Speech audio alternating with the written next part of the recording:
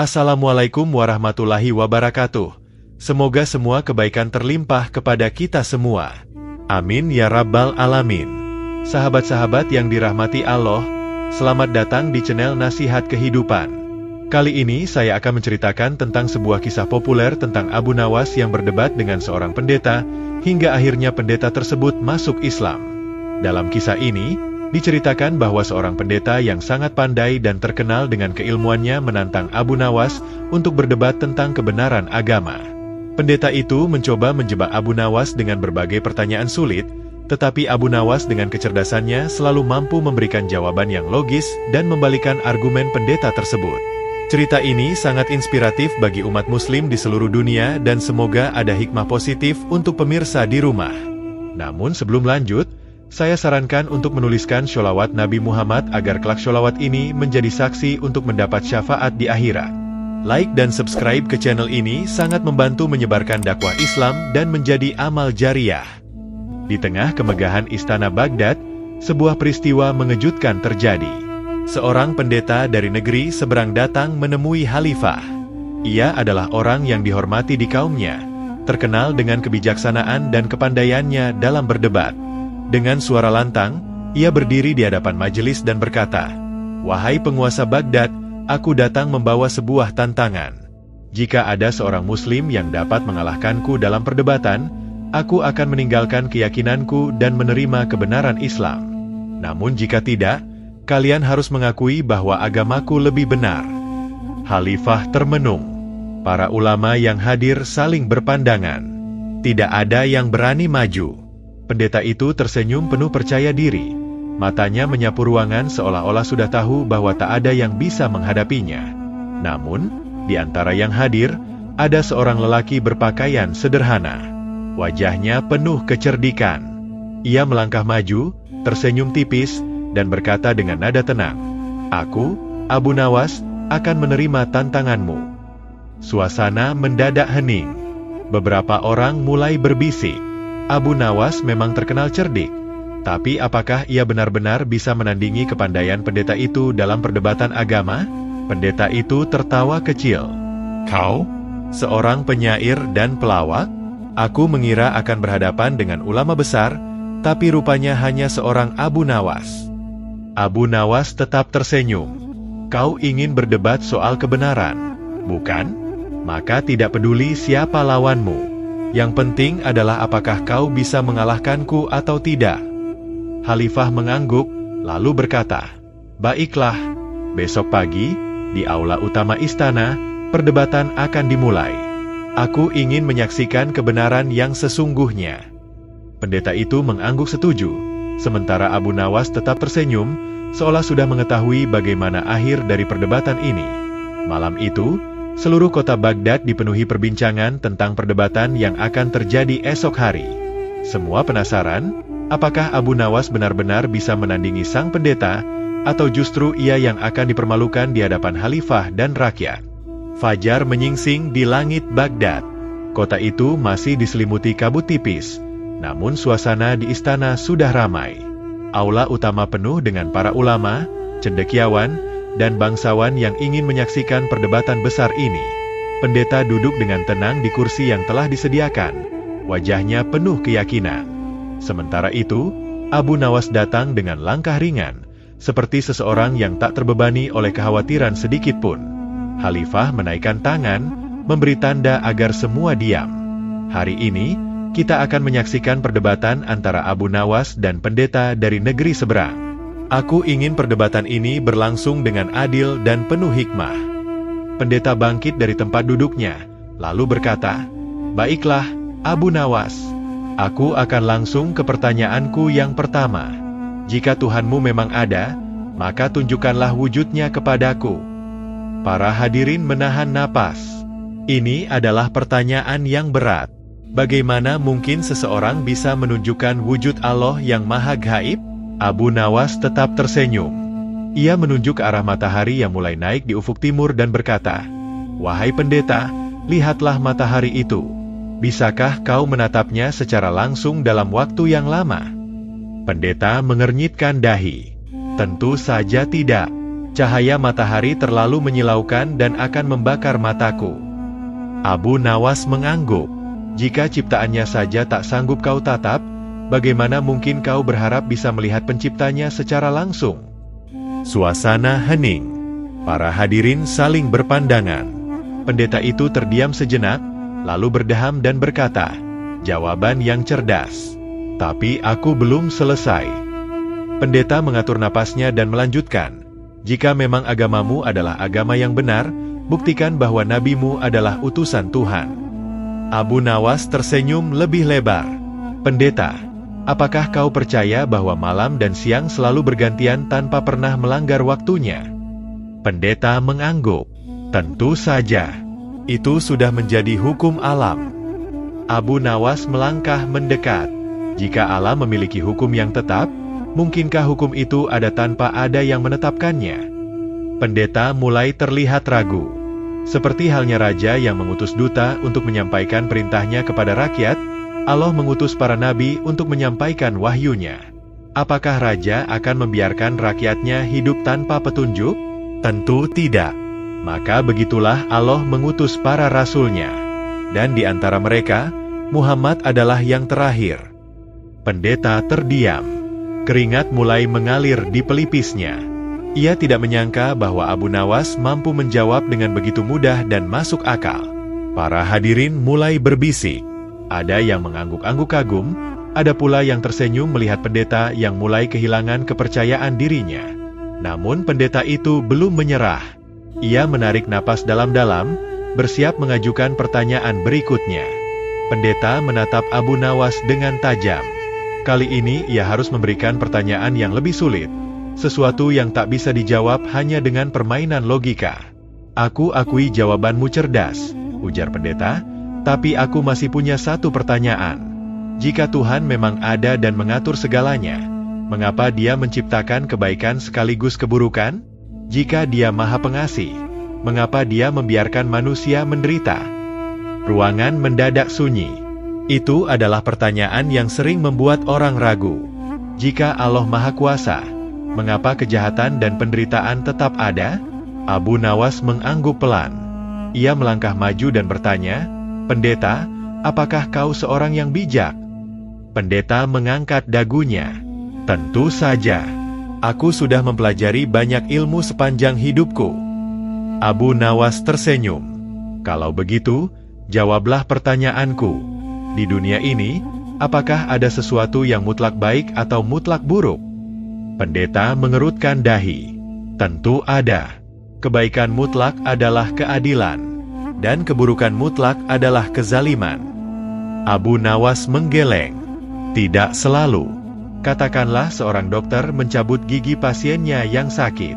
Apakah itu baik atau buruk?" Pendeta terdiam sejenak. "Tentu itu baik, meski terasa menyakitkan bagi pasien." Abu Nawas tersenyum. "Begitu pula dengan kehidupan. Kadang yang kita anggap buruk sebenarnya memiliki hikmah yang belum kita pahami. Allah menciptakan kebaikan dan keburukan sebagai ujian bagi manusia. Tanpa gelap, kita takkan menghargai terang. Tanpa penderitaan, kita takkan mengerti arti kebahagiaan. Semua ada tujuannya." Para hadirin mulai berbisik-bisik. Beberapa ulama mengangguk setuju. Pendeta menggigit bibirnya, mulai tampak gelisah. Abu Nawas melangkah mendekat dan menatapnya tajam. "Pendeta, kau menanyakan mengapa Allah membiarkan manusia menderita. Namun, kau lupa satu hal. Jika hidup ini hanya tentang kesenangan, di mana letak ujian? Jika manusia tidak diuji, bagaimana ia bisa membuktikan imannya?" Pendeta terdiam. Hatinya mulai goyah. Seumur hidupnya, ia selalu merasa yakin bahwa ia memiliki semua jawaban. Tapi hari ini, Abu Nawas telah menunjukkan sesuatu yang berbeda. Namun ia belum ingin menyerah. Ia harus mencari celah lain. Dengan cepat, ia mengajukan pertanyaan berikutnya, berharap kali ini Abu Nawas tak bisa menjawab. Pendeta menarik napas panjang. Keringat mulai mengalir di pelipisnya. Namun ia tidak ingin mengakui kekalahan. Ia harus menemukan celah untuk membalikkan keadaan. "Aku punya satu pertanyaan terakhir. kata pendeta dengan suara sedikit bergetar. Jika Tuhanmu memang Maha Kuasa, bisakah Dia menciptakan sesuatu yang begitu berat hingga Dia sendiri tak mampu mengangkatnya?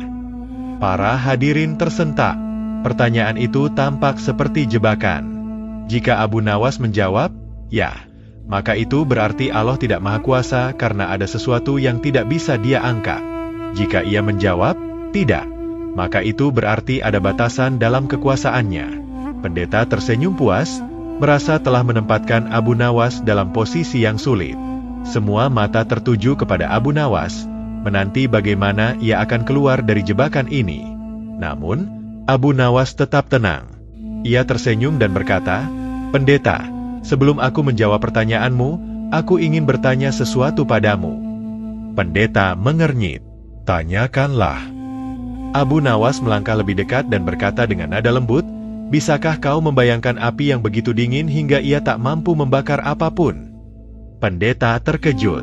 Ia mencoba berpikir, tetapi semakin ia memikirkannya, semakin ia menyadari bahwa pertanyaan itu bertentangan dengan logika. "Api, pada hakikatnya, adalah panas," lanjut Abu Nawas. "Jika ada api yang dingin, maka ia bukan lagi api. Begitu pula dengan pertanyaanmu. Kau mencoba menciptakan kontradiksi dalam sifat Allah. Kemahakuasaannya tidak terbatas, tetapi ia tidak mungkin melakukan sesuatu yang bertentangan dengan hakikatnya sendiri." Pendeta menelan ludah. Jawaban Abu Nawas begitu sederhana, namun menusuk ke dalam pikirannya.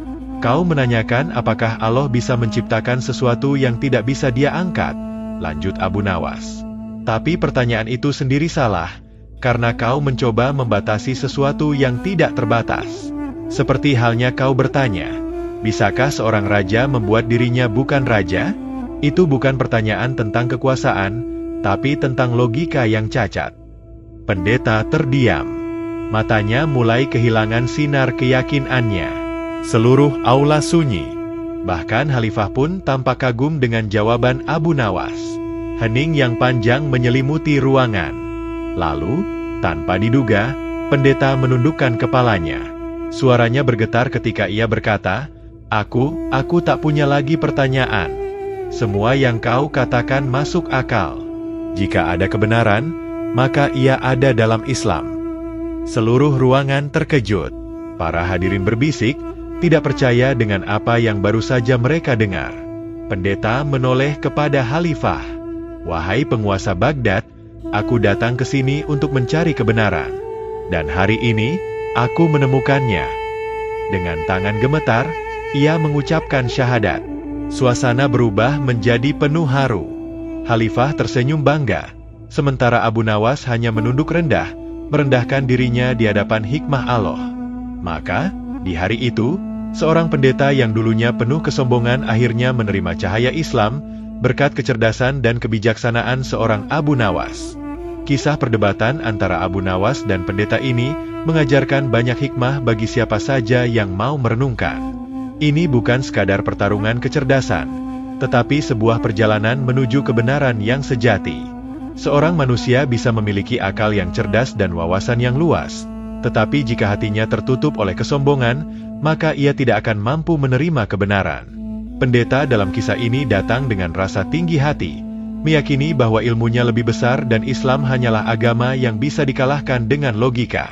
Namun, dia lupa bahwa Islam adalah agama yang tidak hanya mengajarkan keimanan tetapi juga memiliki landasan logika yang kuat.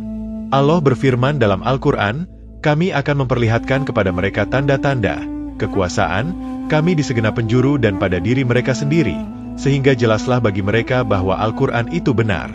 Dan apakah tidak cukup bahwa Tuhanmu menjadi saksi atas segala sesuatu?" Quran Surah Fussilat 53. Kebenaran Islam tidak hanya sekadar dogma, tetapi dapat ditemukan oleh siapa saja yang mau membuka mata dan hati mereka. Abu Nawas menunjukkan bahwa dalam menyampaikan kebenaran, seorang muslim harus menggunakan hikmah. Ketika dihadapkan dengan kesombongan dan pertanyaan-pertanyaan yang menguji keimanan, dia tidak menjawab dengan kemarahan atau hinaan. Sebaliknya, dia menjawab dengan ketenangan, menggunakan logika yang mudah dipahami, sehingga membuat pendeta semakin terpojok oleh argumennya sendiri. Sikap ini sejalan dengan firman Allah, "Serulah, manusia, kepada jalan Tuhanmu dengan hikmah dan pelajaran yang baik serta bantahlah mereka dengan cara yang lebih baik." Quran Surah An-Nahl 125. Islam tidak pernah mengajarkan kekerasan dalam berdakwah, melainkan menyampaikan kebenaran dengan cara yang santun dan bijaksana. Selain itu, kisah ini juga mengajarkan bahwa kesombongan adalah penghalang terbesar dalam menerima kebenaran. Pendeta awalnya menolak menerima Islam bukan karena kurangnya bukti, tetapi karena egonya tidak mengizinkannya mengakui bahwa ia telah salah. Ini adalah gambaran nyata dari ayat yang berbunyi, "Dan aku akan memalingkan orang-orang yang menyombongkan dirinya di muka bumi tanpa alasan yang benar dari ayat-ayatku.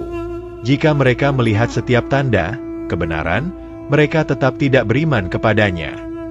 Quran Surah Al-A'raf 146. Namun, ketika hatinya mulai terbuka dan ia mendengar kebenaran dengan jernih, kesombongan itu pun luluh dan dia akhirnya menerima Islam dengan ikhlas. Setiap manusia pasti akan diuji dengan pertanyaan dan cobaan dalam hidupnya. Tidak ada yang akan dibiarkan beriman tanpa diuji, karena ujian itulah yang akan membuktikan siapa yang benar-benar mencari kebenaran dan siapa yang hanya mengikuti keyakinan karena kebiasaan semata. Abu Nawas menjawab pertanyaan tentang mengapa ada kebaikan dan keburukan di dunia dengan sangat bijaksana, menunjukkan bahwa tanpa keburukan, manusia tidak akan pernah memahami nilai dari kebaikan. Tanpa penderitaan, manusia tidak akan memahami arti kebahagiaan. Hal ini sesuai dengan firman Allah, "Apakah manusia mengira bahwa mereka akan dibiarkan hanya dengan mengatakan, 'Kami telah beriman,' dan mereka tidak diuji?" Quran Surah Al-Ankabut 2. Hidayah adalah hak prerogatif Allah. Tidak ada seorang pun yang bisa memaksa orang lain untuk menerima kebenaran. Sebagaimana tidak ada yang bisa menolak hidayah jika Allah telah membukakan hatinya.